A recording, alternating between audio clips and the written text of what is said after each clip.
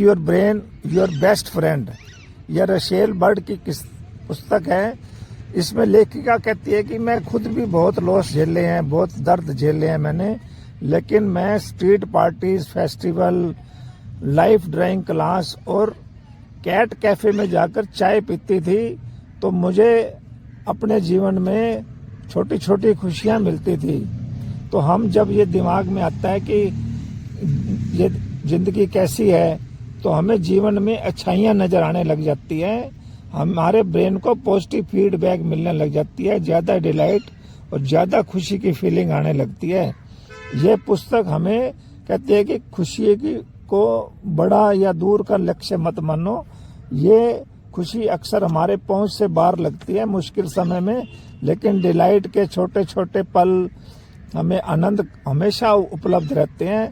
इसलिए ये ब्रेन को स्ट्रेस से राहत देते हैं, रेसिलियंस बढ़ाते हैं, ये लंबे समय में खुशी की नींव रखते हैं। ये जो कल्चर है, इसमें हम परफेक्शन की दौड़ में डिलाइट को इग्नोर कर रहे हैं, छोटी छोटी खुशियों को इग्नोर करते रहते हैं और हम सफरिंग में घूमते रहते हैं। इसलिए ये पुस्तक कहती है कि हमें ज्यादा खाना या हमें स्क्रॉलिंग ज्यादा करने से डिलाइट नहीं मिलता, वो अक्सर ब्रेन को खाली छोड़ देता है। तो इसका सोल्यूशन बताया गया है कि रोज छोटे छोटे आनंद लें, जैसे सुबह की चाय बिना मोबाइल के पीना, बाहर घूमकर हवा को महसूस करना, पेड़ों को देखना, किसी पालतू जानवर से खेलना, कैट कैफे में जाना। तो नेचुरल वॉक करना भी आपको खुशी देता है, जर्नल लिखना भी आपको खुशी देता है, क्रिएटिव काम करने से खुशी मिलती है।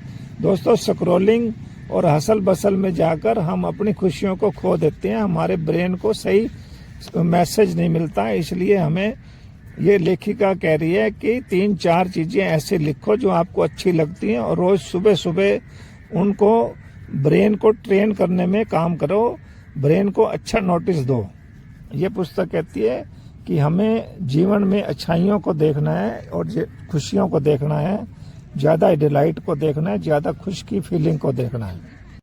तो ये पुस्तक कहती है कि अकेलापन जो है वो हमारे को समाज से दूर ले जाता है, इसलिए सोशल ब्रेन को रीओपन करो। दूसरों के बारे में हमें क्यूरियोसिटी बढ़ानी है, जज बनने की बजाय उनको समझना शुरू करना है। छोटे छोटे असली इंटरेक्शन करने हैं, किसी को मैसेज करना है और किसी को सिली टॉक पर हंसना है, किसी को फिजिकल टच करके, हगिंग करके, अगर संभव हो तो खुशियां बांटनी है। ऐसा ये पुस्तक कह रही है। छोटे असली इंटरेक्शन करो, दूसरों के बारे में क्यूरियोसिटी बढ़ाओ, अच्छा पॉजिटिव कंटेंट चुनो जो आपको खुशी फील कराता है, इंसानों के क्लोज लेके आता है। दोस्ती बनाओ, खुद को लायबल बनाओ और दूसरों को अच्छा फील कराओ, ऐसी ये पुस्तक कहती है। अब हम सारा दिन ऑनलाइन अजनबियों पर गुस्सा निकालते हैं तो ब्रेन ट्रेन हो जाता है कि हर कोई खराब है, ऐसा ब्रेन सोचने लगता है।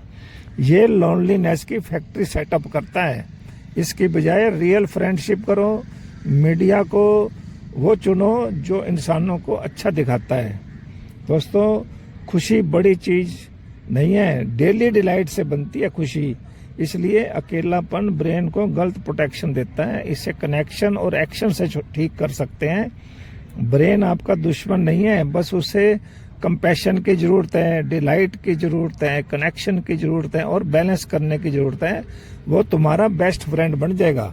इसलिए अपने ब्रेन को कंपैशन दो, खुद पर दया करो, खुद को खुशियों के मोमेंट दो, दोस्ती बनाओ और कुछ समय के लिए मोबाइलों को और मीडिया को, सोशल मीडिया से दूर होकर अपनी नेचुरल लाइफ में आ जाओ, नेचुरल डिलाइट मोमेंट को ढूंढो। ब्रेन भी कमाल की चीज है, ये रिकवर होने की क्षमता रखता है। जैसे कोई पुराना घाव भर जाता है ना, वैसे ही ब्रेन भी नई आदतें, नई सोच, नई स्किल बनाकर अपने आप को पहचान जो है कहानियों से बनाने लगता है। अपनी आइडेंटिटी और अपने वैल्यूज को पहचान करना बहुत जरूरी है, ऐसा ये पुस्तक कहती है। अगर हमारी जिंदगी में असली वैल्यूज से मेल नहीं खा रही तो ब्रेन परेशान होता है, हमारे अंदर एंग्जाइटी आती है, गिल्ट आता है, हम क्या करते हैं, बाजार में जाकर फेक आइडेंटिटी बनाते रहते हैं। हम महंगा सामान खरीद कर अपना स्टेटस बनाते रहते हैं। दोस्तों, महंगी घड़ी खरीद कर लगता है कि स्टेटस बढ़ेगा, लेकिन ब्रेन समझता है कि ये असली अनुभव नहीं है, ये आइडेंटिटी शॉर्ट सर्किट हो जाता है। इसलिए हमें अपनी वैल्यूज लिखनी है, रोज छोटे छोटे काम उनसे मैच करने हैं। ब्रेन खुश होने लगता है और हमें सपोर्ट करने लगता है। तो इस हसल बसल की जिंदगी में हम भूल जाते हैं कि सुबह की चाय का आनंद लेना है तो मोबाइल को एक तरफ रखना है, हवा की फीलिंग लेनी है तो मोबाइल को बंद करना है, और अपने दिन के रोज के आनंद के क्षण, खुशी के क्षण, डिलाइट फीलिंग्स को जर्नल में लिखना है कि आज हमें क्या अच्छा लगा। इससे दोस्तों ये ब्रेन समझ जाता है कि आप असली खुशी के साथ हैं या नकली खुशी के साथ हैं। दोस्तों, ये पुस्तक हमें बार बार यही कहती है कि अपने जो है वैल्यूज को देखो, डिलाइट्स को देखो, नींद को देखो और सही लोगों के साथ कनेक्शन जोड़ो, और आपको असली खुशी वहीं मिलती है। ये ब्रेन हमारा दोस्त है, दुश्मन नहीं है। ये हमारा ब्रेन है, ये कहानियां बनाना पसंद करता है, वर्तमान नहीं समझता, लेकिन पीछे मुड़कर देखने से जिंदगी का मतलब समझ आता है। मुश्किल समय में लगता है कि सब बेकार है, लेकिन 5 साल बाद देखो तो अनुभव ने आपको मजबूत बनाया है। ब्रेन आपका दुश्मन नहीं है, बस ईमानदारी मांगता है।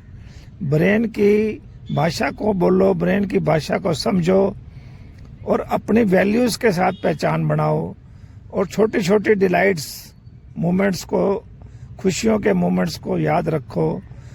ब्रेन को नींद दो और लोगों के साथ कनेक्शन जोड़ो। दोस्तों, हम क्या करते हैं कि असल जिंदगी में सोशल मीडिया पर ज़्यादा रहते हैं। सोशल मीडिया पर हमें चिड़चिड़ापन मिलता है और न्यूज़ देखने में गुस्सा आने लगता है। तो इसके लिए ये पुस्तक कहती है कि आप सिंगल टास्किंग करने लगो और ऑनलाइन बैटल को कम कर दो। फोन उठाने की आदत छोड़कर नींद पर ध्यान दो और कनेक्शन बनाना शुरू करो। 7 से 9 घंटे सोना, स्क्रीन से दूर रहना ब्रेन को नई चीजें सिखाता है और हमारी याददाश्त को भी बढ़ा देता है। इसलिए असली लोगों के साथ फिजिकल टच जरूरी है। दोस्तों से बात करना, गले लगाना अगर संभव हो तो हमारा अकेलापन दूर करता है, ऑक्सीटोसिन रिलीज करता है। इसलिए ब्रेन को मुश्किल समय में जो हमें बेकार लगने लगता है उसको अपना दोस्त समझकर उसके साथ छोटी छोटी खुशियां ढूंढें और ब्रेन को अकेलेपन के थ्रेट से दूर करके दोस्तों के साथ समय बिताएं। ये ऐसी पुस्तक है जो हमें हमारे से जोड़ती है।